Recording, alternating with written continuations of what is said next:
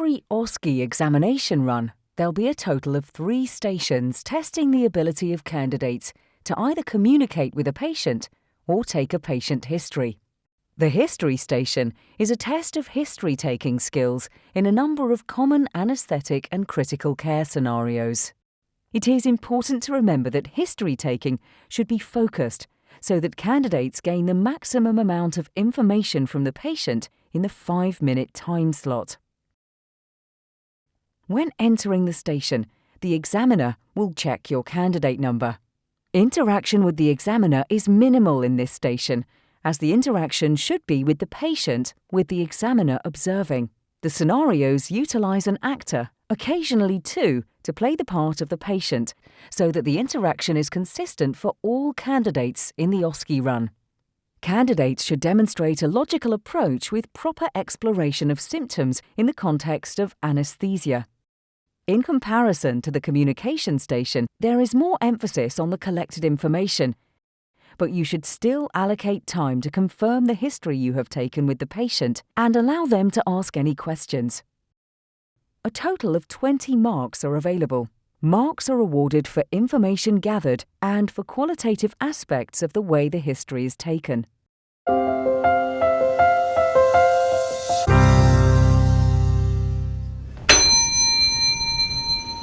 Good morning, Mrs. Stilton. Hi. My name is Dr. Smith. I'm one of the anaesthetic core trainees. I'm working as part of the anaesthetic team today to look after you on the gynaecology list.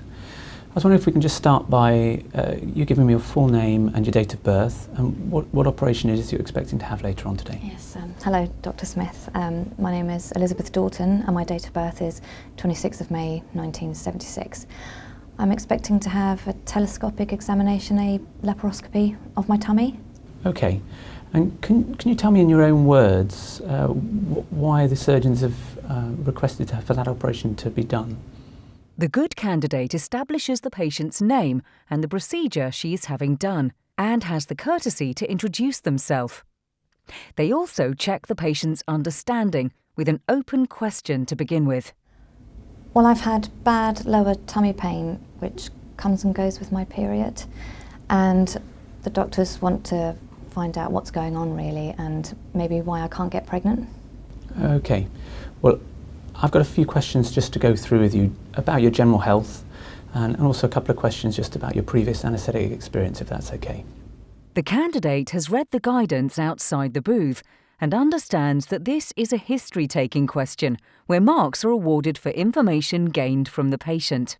So have you had an operation or an anaesthetic previously yourself? No, I've never had an anaesthetic before. Okay.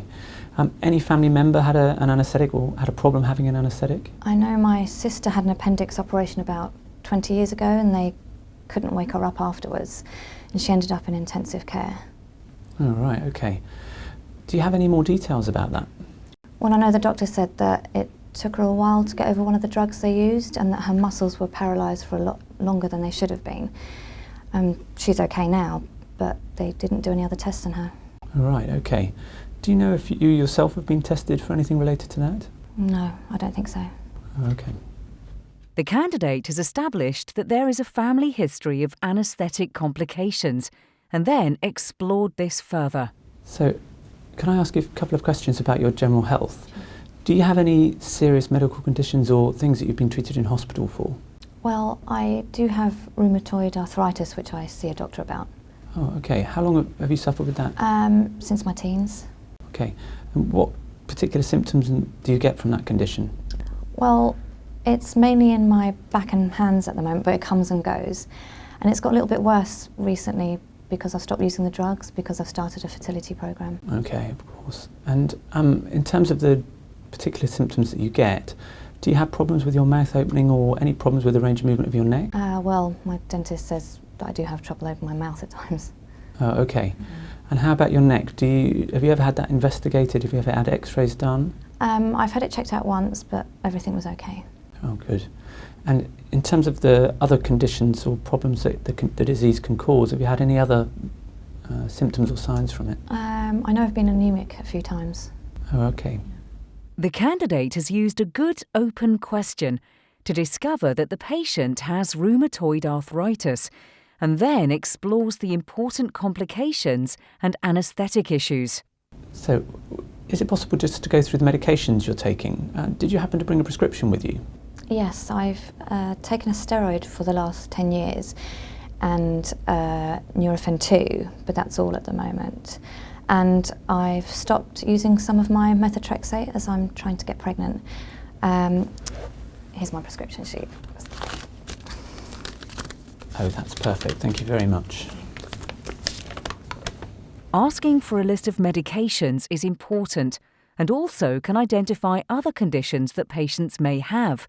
In this case, asthma and reflux. So I've just got a couple of additional mundane questions to go through with you. To start with, do you have any allergies to any medications? I think I'm allergic to penicillin.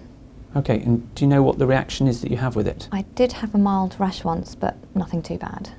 Okay, and do you have any other serious illnesses? No, I do have mild asthma. All right, and in terms of that, what do you take for your asthma? I take an inhaler, Ventolin, but I hardly ever use it. All right, and have you ever been into hospital with your asthma or been admitted to intensive care? No, nothing like that. Okay. I saw that you're on Nurofen on the drug list. Does that seem to have an effect on your asthma? No, I've seen that it does for other people, but not for me. Okay. And do you smoke or do you drink alcohol? No, don't drink or smoke. I'm quite boring. Okay. And just in terms of when you last ate, when did you last have any food or drink? I think about midnight last night. Okay, and that was for food. Yeah. When did you last have a drink? I had a glass of water about 4 hours ago. 4 hours ago, perfect.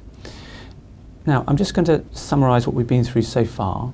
I understand you're coming in for a laparoscopy. You've got a history of rheumatoid arthritis and mild asthma. And your sister had a reaction to one of the anaesthetic drugs, which kept her on intensive care for 24 hours. Is that right? Yeah, that's all correct. Okay. Well, thanks very much for your time. Have you got any specific questions you want to ask me? No, that's all great. Thanks very much, Doctor. Okay, thanks very much. Thank you. The candidate has asked all the routine questions in a logical fashion, has summarised at the end of the consultation, and allowed time for the patient to ask any final questions. The candidate now has a full anaesthetic assessment of all the factors relevant to this patient's anaesthetic and should score well.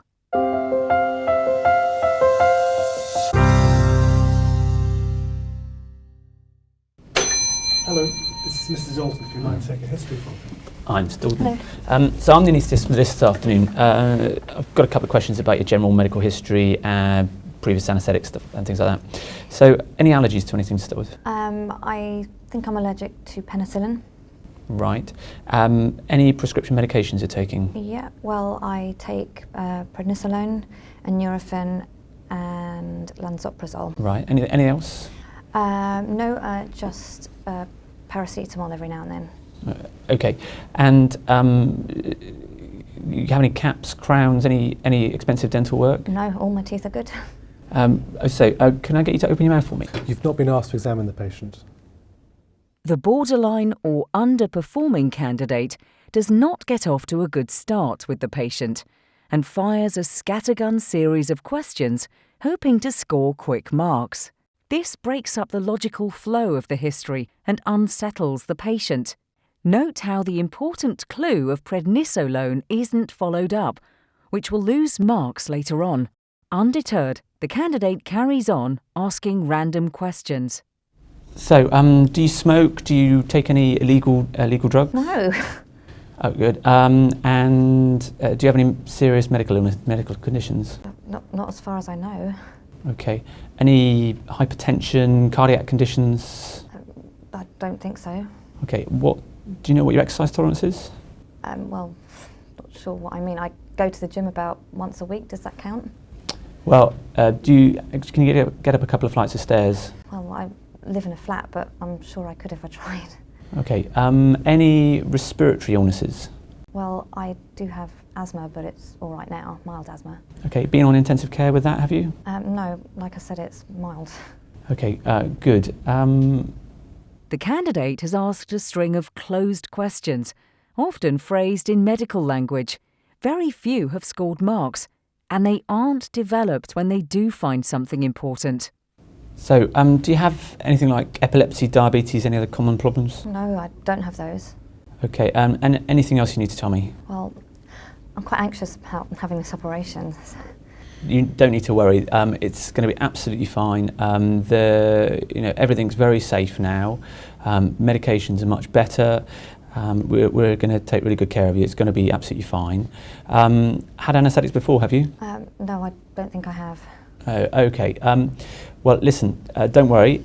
What will happen?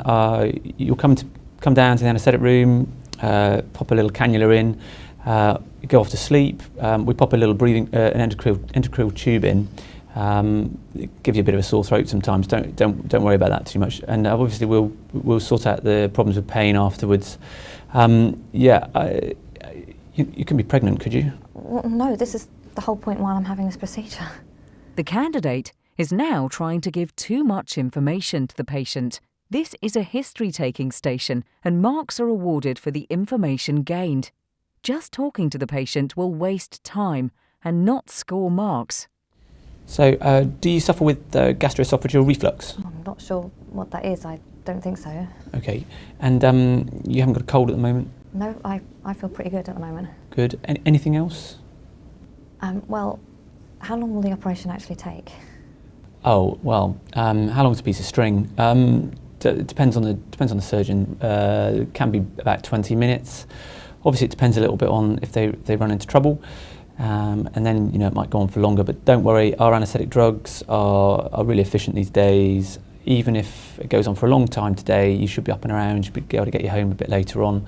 Obviously, unless there's something major that crops up during surgery, and it might be a bit more difficult.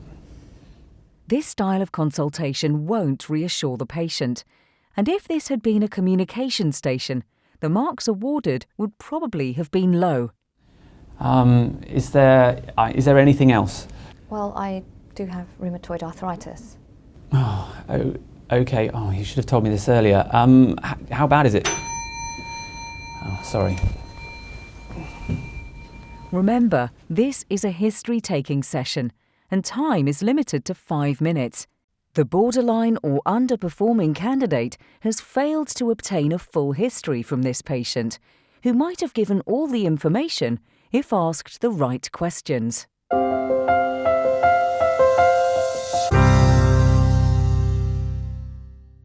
It's not uncommon for the station to finish before the allocated 5 minutes. Once the examiner has finished questioning you, you will not be permitted to go back to something you think you may have missed. The examiner cannot comment on a candidate's performance or on any other details of the scenario. If you feel that you have not performed as well as you would have liked, remember that there are no killer stations in the OSCE, and no candidate passes every station. Once you have finished a particular station, try not to dwell on it. Put it out of your mind and move on to the next station.